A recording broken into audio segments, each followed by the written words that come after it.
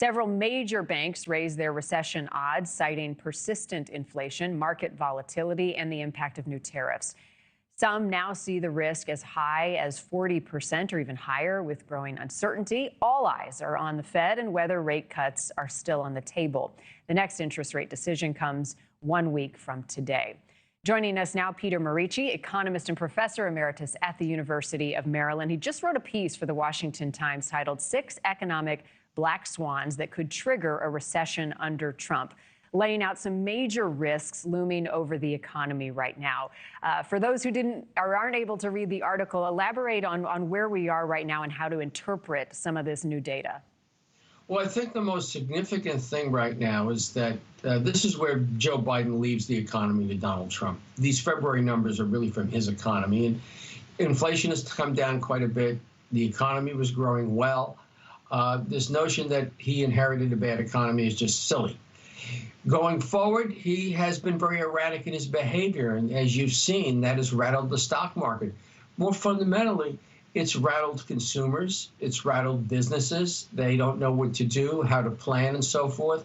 People aren't buying cars, they're not buying houses because of it, and they're not investing. So his hesitation, his on again, off again, inconsistencies, vagueness about his goals and objectives. Is it for revenue? Is it to get something out of this or that country? And beating up on the poor Canadians, for Pete's sakes. The Americans have got much bigger problems than the Mounties and maple syrup to be beating up on them. I tell you, I didn't have that on my bingo card, that Canada would be the biggest pushback and we'd be having this tariff battle a few months ago, but here we are. I want you to talk, Peter, about consumer confidence. I was talking to my colleague, Chris Steyerwalt, just a moment ago. How much weight is the Trump administration likely putting in wealthy Americans to continue to spend, given some of the uncertainty right now? Well, the economy has been held up the last several months by wealthier Americans because they're the ones that still have some money to spend.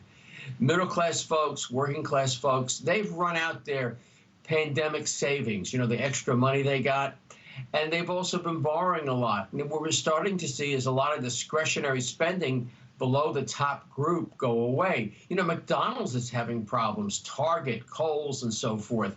Even off-brands at the supermarket aren't selling because people are getting back to just the bare essentials, only buying what they absolutely need to put food on the table. So they're relying very much on high-income consumers right now. And in turn, their big income growth has been the stock market. Now, Donald Trump is behaving as if he doesn't care about the stock market. I would suggest to him he's being very foolish. He's scaring people, and at the same time, in doing that, he's curtailing the income of the people that are holding up the economy. Well, and might the message from the White House be beneficial for people to hear that, you know, don't panic, which I've heard a lot of economists say when it comes to those who do care about the stock market, that we were due for a cooling off period, so hang in there. That may be, and there was, in defense of Mr. Trump, a huge bump when he was elected. There was all this optimism. So basically, we're about back to where we were in November, which was pretty healthy gains over the last 2 years. But now where do we go from here? If the market continues to fall, then I would suggest it's going to be a real drag on him. And it's going to be something that he's going to have to be mindful of. And right now, he frankly is behaving so quixotically and irrationally at times that he's got his own staff puzzled. There's a lot of confusion in the White House. He'll say things they weren't expecting. But more than that, Lutnick is doing the same thing. He's flying off the handle when he goes on Fox, and then they're scurrying around on the National Economic Council trying to come up with some policies for Trump to endorse. They don't paper it over. There's a conflict between Lutnick and Bessner.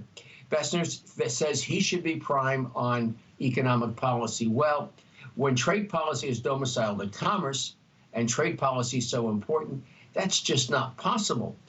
This is not a well-managed White House. Now, you put that against the backdrop that here we're supposed to have this great manager. You know, maybe running the government is not like running a hotel, but running the White House is.